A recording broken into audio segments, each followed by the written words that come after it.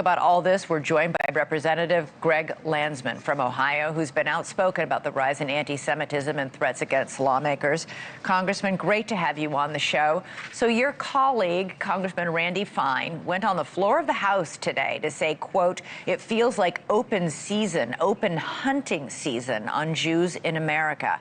You told Axios, "The number of times in a course of a week that I'm called a Jewish demon is unsettling."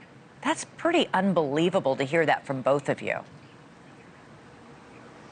Yeah, I mean, it's where we are, unfortunately. And this is, 18 months after or into this rise of anti-Semitism fueled by, the blood libel around this war, among other things. I mean, there are so many aspects of anti-Semitism. One of the reasons why I decided to speak out wasn't just because I'm experiencing this awfulness, as are most members, Jewish members of Congress, but because I have a platform and I can raise awareness of the issues of anti-Semitism, how it's different, and how it becomes deadly so quickly, and to say there's a better way forward. And for me, that is understand anti-Semitism, provide real leadership here, and I can get into that.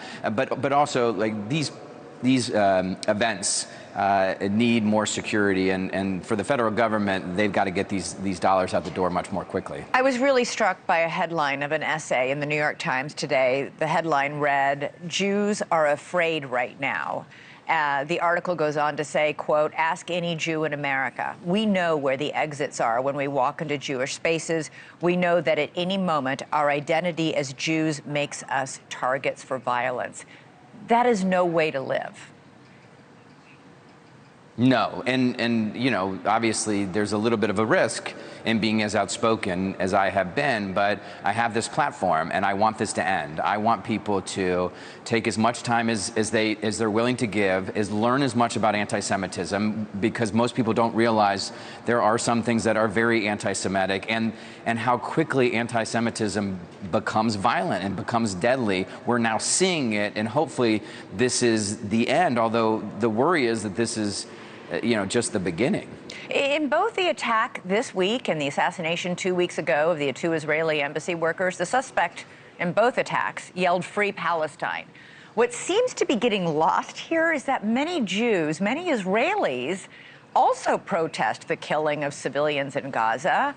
All these people shouting "Free Palestine" seem to have absolved Hamas of any of the blame in this.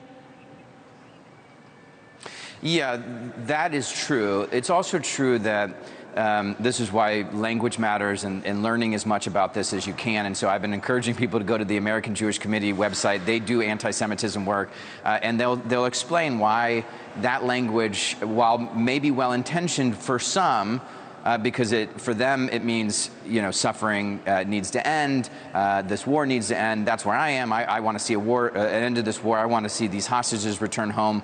I want Hamas to be done. I want Gazans to be free. The language of Free Palestine suggests for some that it's about getting Jews out of what is now called Israel.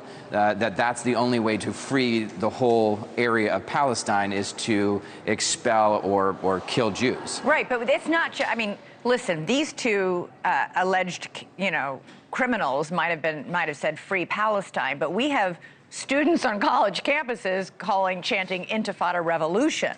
And from the river to the sea, that is outright calling for the eradication of Israel and the killing of Jews. For sure.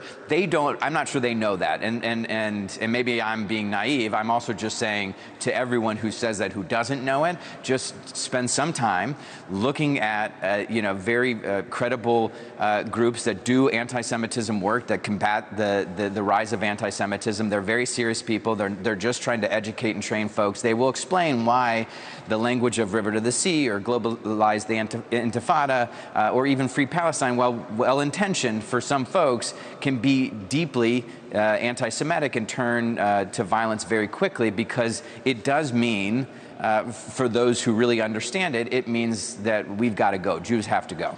Thank you for watching. Subscribe below and download our NewsNation app right now on your phone, and you will get fact-based, unbiased news for all Americans.